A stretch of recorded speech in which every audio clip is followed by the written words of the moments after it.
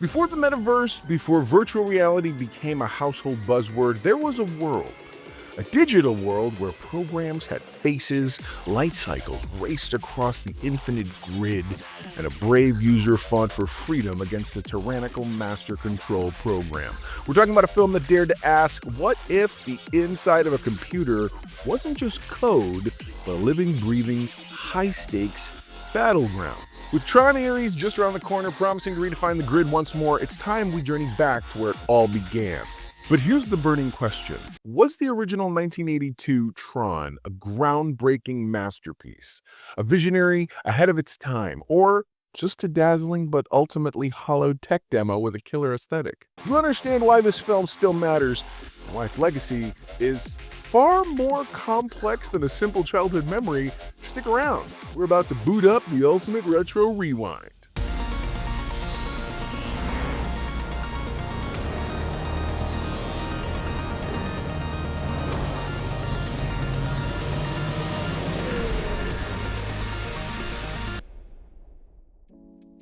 What's up, my know-it-alls?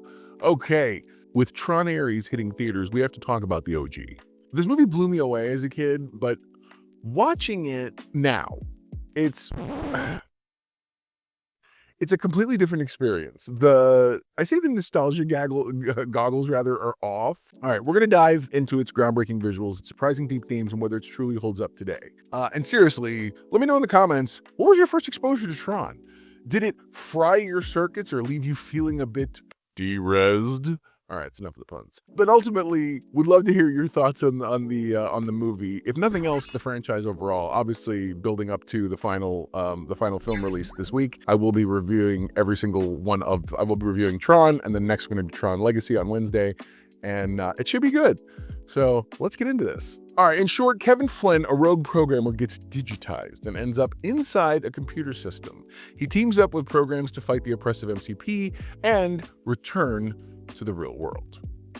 Okay, it's a simple premise, but revolutionary execution for its time. I would say it's definitely got... All right, when you look at Tron, for what it's worth, you have to remember, everybody it's funny, they keep remaking these things because everyone's like, it's the greatest thing ever, we can totally do this and other. Listen, I need to try to explain this very carefully for Disney. The original Tron was unique for one very, very important reason. It was the first of its kind. Marketing Rule 101, 22 Immutable Laws of Marketing literally starts with the rule, if you cannot be the first in a category, make a new category. This was the first in its category ever. It will stand, even though arguably the original movie was not a very commercial success, it paved the way for a lot of modern cinema VFX today. Corridor Crew did an entire video about this that actually I thought explained it really well. I'll put a link to it in the description below. So let's be honest. The visuals are probably the star here.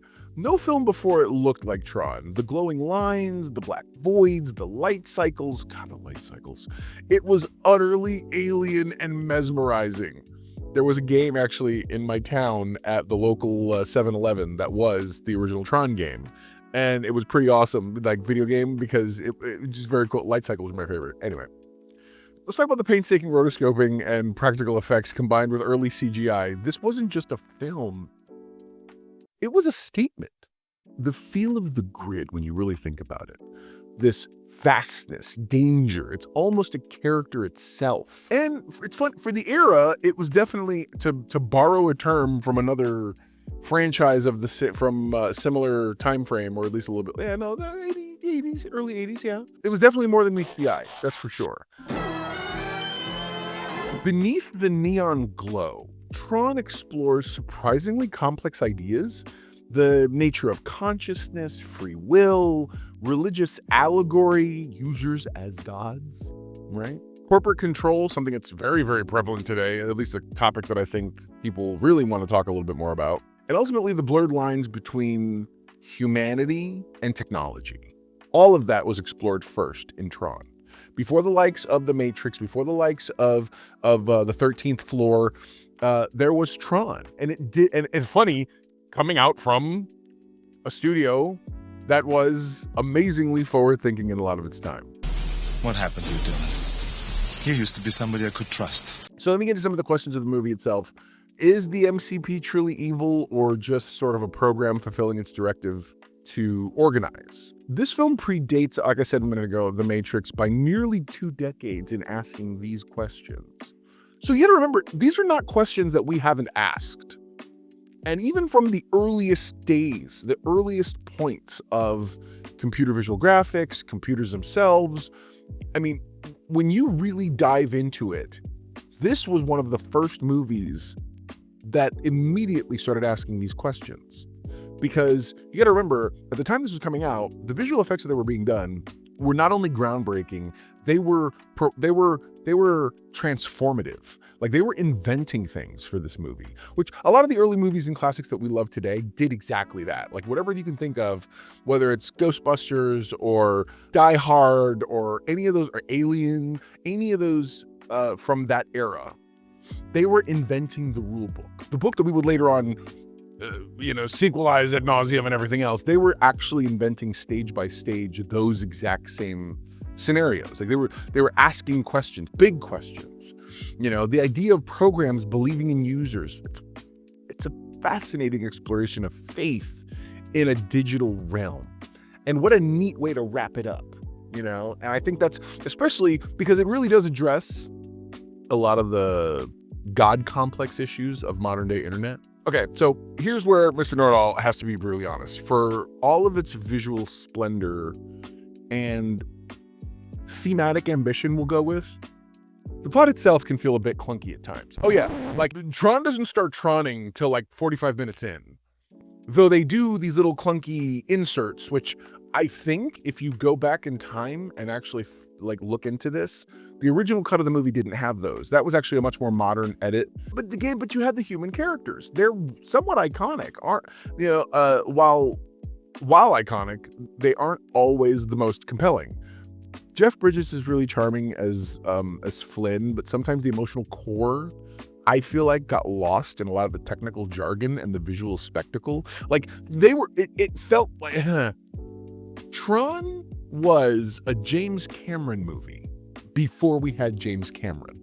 I feel like it's such a it's true.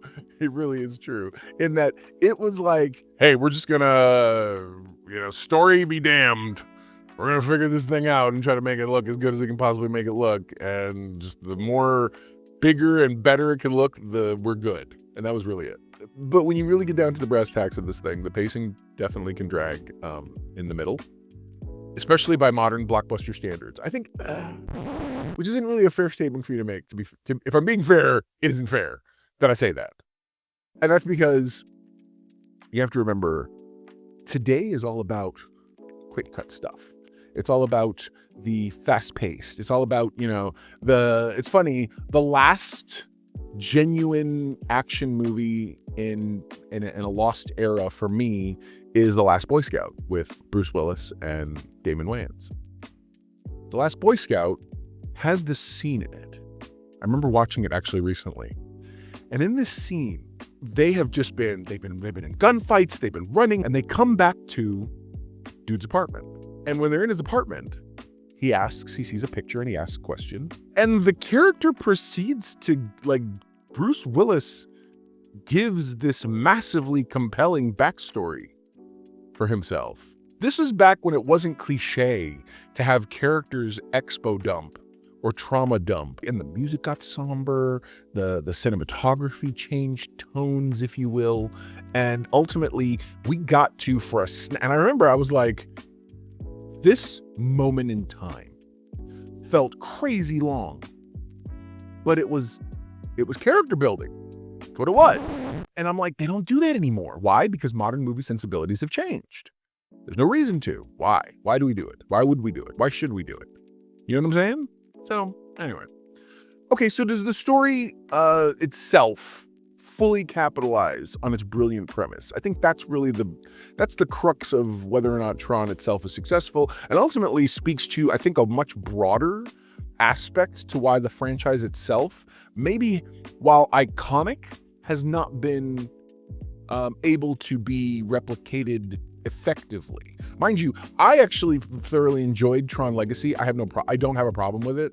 I know a lot of people are, because the biggest issue you're going to face with the Tron thing is that the first one was so groundbreaking that nothing else is going to be able to stand up to it.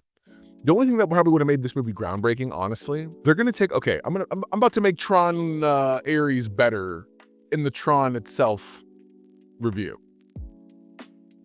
If you take and make Tron ARES an AI-driven movie, I don't mean made with AI, about AI, and you immerse and you wash this movie in the concepts of AI, and in fact do utilize some AI in the process for the sake of the storytelling, I feel like there's a world in which you can kind of try to recapture lightning in a bottle, but the investment in time, the investment in budget would have been super cheap, but the investment in time would have been massive. Movies are not as iterative as AI is, and that's probably going to be your biggest issue, I think, overwhelmingly moving forward with the concept of AI and filmmaking. Anyway, sorry to go on that little rabbit trail there. Anyway, but again, it's debatable whether or not the story itself capitalizes, I think, on the premise. You have to remember, Tron was a box office disappointment initially, but it became a cult classic. Why? Well, it inspired a generation of filmmakers, game developers, and artists. I think that's the really easiest line of it, and it's the truth. You can see its DNA in everything from early video games to Ready Player One to obviously Tron Legacy and now ARES. It pushed boundaries even if the audience wasn't quite ready for it. It's a very polite way of me saying it was ahead of its time, which sometimes people take as being it was ahead of its time. Yeah. So there you go. Now you know. And if knowing's half the battle, you're halfway to being a know-it-all yourself. We'd love to hear your thoughts below in the comments, and definitely, hopefully, you will stick around. You know, after all these years, is Tron a masterpiece? Not in the traditional sense of a perfectly crafted narrative, you know, but it's an undeniable milestone, a bold and audacious, visually revolutionary film that I would say it changed what we thought was possible on screen and sparked the imagination of millions. I'm definitely going to say it in a world of things. I constantly am doing this these days because you really have to think about these things as, okay, combining my opinion as a critic and as a film critic and reviewer, combined with the importance of this movie, I think is going to skew its score. But for me, Tron, the original, deserves a solid, unapologetic Mr. Know-It-All 7 out of 10.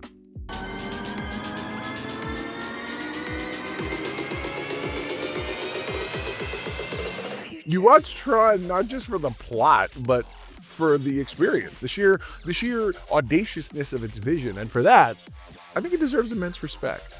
So, where did the original Tron land on the Know-It-All Index? As I said a minute ago, it's going to be for sure a solid 7. And I think that it's one of those things where, you know, especially when you come to the look of it, and we'll ultimately see what happens. It's not perfect, but its sheer visionary audacity and lasting cultural impact make it more than its nostalgic curiosity.